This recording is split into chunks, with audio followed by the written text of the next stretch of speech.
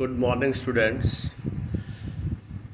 As you know that yesterday we talked about the main highlights of National Policy of India 2000। यानी कल हमने बात की थी कि भारत की जो अंतिम नई जनसंख्या नीति 2000 में घोषित की गई थी, उस जनसंख्या नीति की प्रमुख विशेषताएं क्या क्या हैं। इसके तहत हमने इस जनसंख्या नीति के अर्थ, उसके इतिहास, जनसंख्या नीति की आवश्यकता और उसके मुख्य उद्देश्यों को लेकर के चर्चा की थी। इस पीपीटी का 2 भागों में हमने विभाजित किया है। आधा हिस्सा हमने कल पढ़ लिया, आधा हिस्सा आज हम इसका पढ़ेंगे। जैसा कि आप जानते हैं कि सन 2000 में भारत सरकार ने नई जनसंख्या नीति की घोषणा की थी और इस जनसंख्या नीति का उद्देश्य था देश में जनसंख्या की बढ़ती हुई दर को कम करना, बढ़ती हुई दर को रोकना। और उसके साथ साथ हमने ये भी चर्चा की थी कि इस जनसंख्या नीति के 3 ब्रॉड ऑब्जेक्टिव थे। First, the immediate object, second, the medium term objective and third, the long term objective. इस तरह से 3 तरह के उद्देश्यों की बात करी थी और इसमें ये कहा था कि इस जनसंख्या नीति की मुख्य विशेषताओं में पहली ये थी कि प्रजनन और शिशु स्वास्थ्य की देखभाल के लिए समुचित सेवा प्रणाली की स्थापना कैसे की जाए, गर्भनिरोधक उपायों और स्वास्थ्य सुविधाओं के बुनियादी ढांचे को कैसे मजबूत किया जाए। और इसके साथ साथ ये भी कहा था कि सन 2010 तक प्रति युगल 2 बच्चों के औसत की दर को कैसे प्राप्त किया जाए। और इसके साथ तीसरा उद्देश्य की बात भी की गई थी कि सन 2045 तक देश की जनसंख्या को स्थायित्व कैसे प्रदान किया जाए, यानी how to stabilise our population by 2045। ये 3 उद्देश्य लेकर चले गए थे। इन 3 उद्देश्यों को हम विशेषताओं के रूप में भी देखते हैं, क्योंकि इस जनसंख्या नीति में इस बात पर बल दिया गया था कि शिशु मृत्यु दर प्रति 1000 जीवित बच्चों में कम से 30 से कम करने का उद्देश्य रखा गया। यानी शिशु मृत्यु दर के मामले में प्रति 1000 जीवित बच्चों में से 30 से अधिक बच्चों की डेथ होती है, उसको कम करके और देश में शिशु मृत्यु दर पर नियंत्रण किया जाए। इसके बाद में हमने देखा कि जच्चा बच्चा के तहत जच्चा मृत्यु अनुपात प्रति 1 लाख संतानों में 100 से कम करना, अर्थात प्रति 1 लाख जच्चाओं में लगभग 100 से अधिक जच्चाओं की डेथ हो जाती है, उसको कम करने का उद्देश्य इस जनसंख्या नीति में रखा गया। ये जनसंख्या नीति की एक बहुत अहम इसका लक्षण भी है।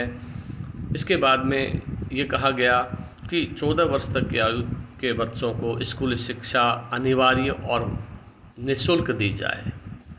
ये उद्देश्य यदि हम इसका आकलन करेंगे तो पाएंगे कि ये ऑलमोस्ट पूरा हो चुका है कि 14 वर्ष तक की आयु के बच्चों को स्कूली शिक्षा अनिवार्यतः दी जा रही है और मुफ्त दी जा रही है। इसके साथ ही देश में राइट टू एजुकेशन, जो RTE है, RTE राइट टू एजुकेशन, वो लागू कर दिया गया है, जिसके तहत देश में बच्चों को अनिवार्य रूप से निःशुल्क शिक्षा दी जा रही है। इसके बाद में इसी जनसंख्या की अगली विशेषता के तौर पे ये कहा गया कि जो स्कूलों में ड्रॉप आउट रेशियो है, that is quite high. So just to reduce the drop out ratio we have to set our target under 20%। यानी स्कूल को बीच में छोड़ने वाले बच्चों की, यानी लड़के लड़कियों की संख्या 20% से अधिक थी, इस 20% की दर को कम किया जाए। यानी बच्चों को स्कूली शिक्षा छोड़ने की प्रवृत्ति को रोकने की आवश्यकता है और इस बारे में सरकार ने इस नीति में प्रावधान किए।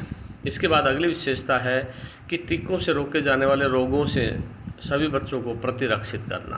बच्चों को कैसे इम्यूनिटी डेवलप की जाए, कैसे उनकी रक्षा की जाए, कि इस तरह के टीकों का इजाद किया गया, चाहे वो जन्म के वक्त लगने वाले जितने भी तरह के टीके हैं, उन टीकों को सभी बच्चों को लगें, ये एक तरह से अनिवार्य कर दिया गया ताकि इन्फेंट मॉर्टेलिटी रेट को कम किया जा सके। इसी तरह से ये कहा गया कि marriageable age must be set, यानी लड़कियों में विवाह की न्यूनतम उम्र 18 वर्ष और पुरुषों के मामले में इसको 21 वर्ष किया गया, ताकि देश में बाल विवाह की बढ़ती हुई प्रवृत्ति को रोका जा सके। और चूँकि जनसंख्या वृद्धि का बाल विवाह से सीधा संबंध है, इसलिए जनसंख्या वृद्धि को रोकने के लिए इस जनसंख्या नीति में इसका प्रावधान किया गया। तो इस तरह से ये कुछ उद्देश्य रखे गए और उन उद्देश्यों के तहत इस जनसंख्या नीति की ये मुख्य प्रवृत्तियाँ भी उभर करके आई, जिनके बारे में हमने अभी चर्चा करी। इसके बाद इस जनसंख्या नीति के तहत ये भी कहा गया कि किस तरह से 80% प्रसव अस्पतालों, नर्सिंग होम आदि में और 100% प्रशिक्षित लोगों से करवाना सुनिश्चित किया जाए। यानी आज भी देश में बहुत बड़े पैमाने पर जो प्रसव होते हैं वो अनट्रेंड स्टाफ के द्वारा करवाया जाता था, और उसके अलावा इंस्टीट्यूशनल डिलीवरी की संभावनाओं को और अधिक मजबूत करने के लिए प्रयास किया गया कि अधिक से अधिक प्रसव अस्पतालों में हो, ताकि जच्चा बच्चा की असामयिक मृत्यु को रोका जा सके, क्योंकि जनसंख्या वृद्धि में यह भी एक बहुत बड़ा कारक है। और दूसरा ये कहा गया कि 100% यानी 100% जो इंस्टीट्यूशनल डिलीवरी हो उनमें प्रशिक्षित स्टाफ के द्वारा ही करवाई जाए।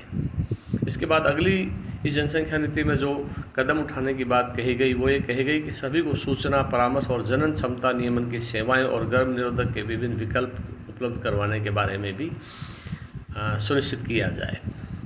इसके बाद इसी जनसंख्या नीति में ये कहा गया कि जन्म, मरण, विवाह और गर्भ का 100% पंजीयन होना चाहिए। देश में जितने भी जन्म और मृत्यु होती हैं, विवाह होते हैं, या जब प्रेगनेंसी का नंबर है उसका रजिस्ट्रेशन 100% हो, ताकि जनसंख्या नियंत्रण के बारे में और अधिक मजबूती से उपायों को अंजाम दिया जा सके। इसके बाद ये कहा गया कि संक्रामक रोगों से बच्चों को बचाने के लिए इस तरह की सुविधाएं, यानी स्वास्थ्य सुविधाएं घर घर तक पहुँचें, ये भी सुनिश्चित करना इस जनसंख्या नीति में कहा गया। इसके बाद में ये भी इस जनसंख्या नीति में एक कदम के रूप में रखा गया कि देश में एड्स के प्रसार को रोकने और उससे संबंधित जो रोग हैं उन रोगों को लेकर के एक समन्वित नीति बनाई जाए, ताकि देश भर में इस तरह के बढ़ते हुए एड्स प्रसार को रोका जा सके, लोगों के बीच में जागरूकता लाई जा सके, ताकि लोगों को अधिक स्वास्थ्य संबंधी सुविधाएं प्रदान की जा सके। इसके बाद में इस जनसंख्या नीति में कुछ टारगेट्स रखे गए।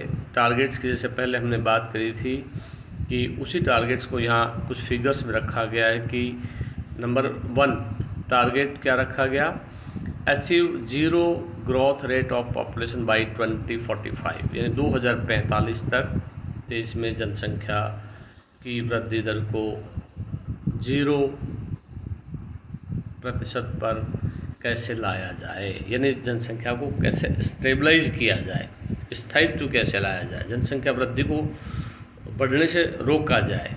इसके लिए 0% ग्रोथ रेट का टारगेट रखा गया 2045 तक के लिए। दूसरा एक टारगेट ये रखा गया कि reduce infant mortality rate of below 30 पर 1000 लाइव बर्थ्स, यानी प्रति 1000 बच्चों में से जो शिशु मृत्यु दर थी वो 30 से अधिक थी, तो इस शिशु मृत्यु दर को 30 से कम कैसे किया जाए, क्योंकि जनसंख्या वृद्धि का एक बहुत बड़ा कारक शिशु मृत्यु दर का ऊंचा होना भी है। इसके बाद अगला टारगेट रखा गया कि to reduce maternal mortality ratio of below 100 per 1 lakh live births, यानी प्रति 1 लाख में से लगभग 100 माताओं की मृत्यु हो जाती थी। इसलिए इस जनसंख्या नीति में इस बात पर बल दिया गया कि मातृ रक्षा के लिए, यानी जो जच्चा मृत्यु होती थी उसको प्रति 1 लाख पर जो 100 का आंकड़ा है उस 100 के आंकड़े से नीचे कैसे लाया जाए, यानी 1 लाख में से 100 से अधिक होने वाले जच्चाओं की मृत्यु को कम करके उससे नीचे लाया जाए। Again, it was one of the biggest reason of growth rate in population. Again, target रखा गया कि how to reduce birth rate to 21 per 1000 by 2010, यानी 2010 तक बर्थ रेट को घटा करके प्रति 1000 पर 21 से और कम कैसे किया जाए। ये भी एक टारगेट पहले चर्चा की जा चुकी है। और इसके बाद में ये कहा गया कि reduce total fertility rate. Total fertility rate का मतलब ये है कि 2010 तक जो प्रति युगल 2 बच्चों के लक्ष्य को कैसे हासिल किया जाए, इस पर भी इस जनसंख्या नीति में विस्तार से बात की गई। इसके बाद हम बात करते हैं जनसंख्या को स्थिर करने के लिए सरकार द्वारा कौन कौन से कदम उठाए गए हैं। सरकार द्वारा अनेक कदम उठाए गए हैं, जैसे मैंने पहले भी चर्चा करी कि in the year 1952 government started family planning programme, और उसके बाद में निरंतर विभिन्न योजनाओं के माध्यम से जनसंख्या को नियंत्रित करने के लिए अनेक उपायों की घोषणा की जाती रही है, चाहे वो परिवार नियोजन कार्यक्रम हो, चाहे गर्भ निरोधक दवाइयों के प्रचार प्रसार की बात हो, हर आदमी तक बेहतर पहुंच बनाने की बात हो, या परिवार नियोजन के लिए कुशल कार्मिकों की बढ़ोतरी की बात हो, निजी और गैर सरकारी संगठनों को बढ़ावा देने, उनको इस प्रक्रिया में शामिल करने जैसे कदम उठाने की बात हो। सरकार ने अनेक उपाय इस तरह से किए हैं।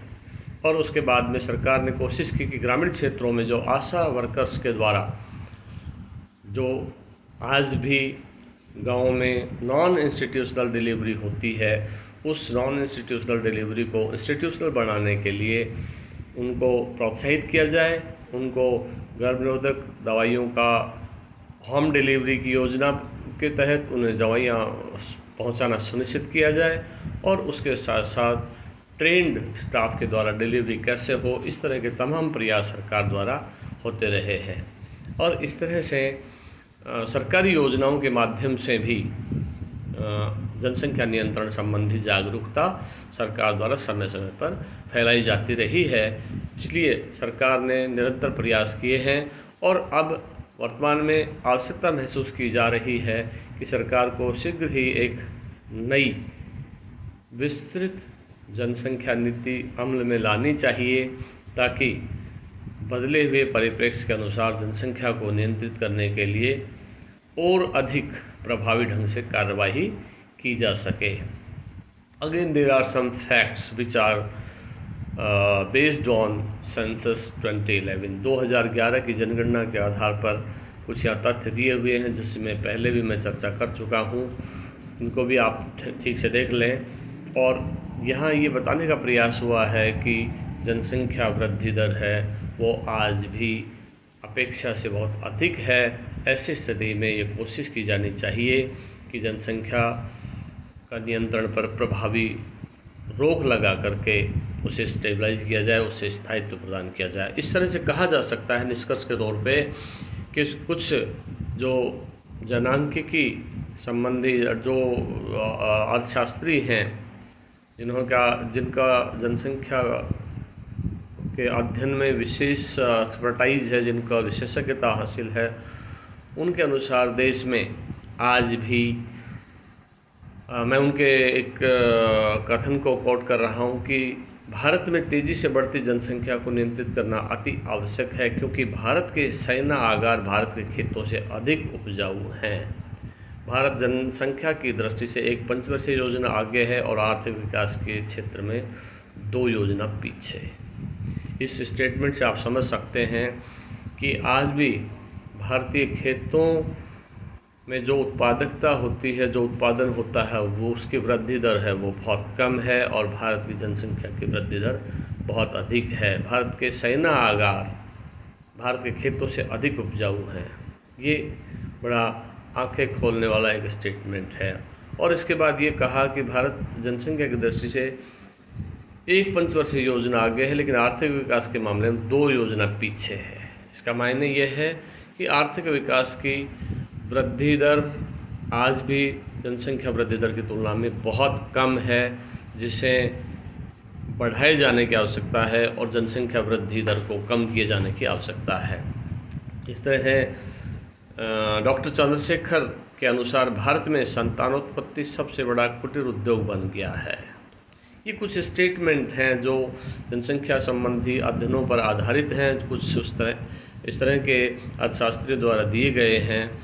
तो इन सब का निष्कर्ष यही है कि भारत में जनसंख्या संबंधी सरकार की नीति को अमल में लाया जाना चाहिए, शीघ्र ही नई नीति की घोषणा की जानी चाहिए और देश में बढ़ती जनसंख्या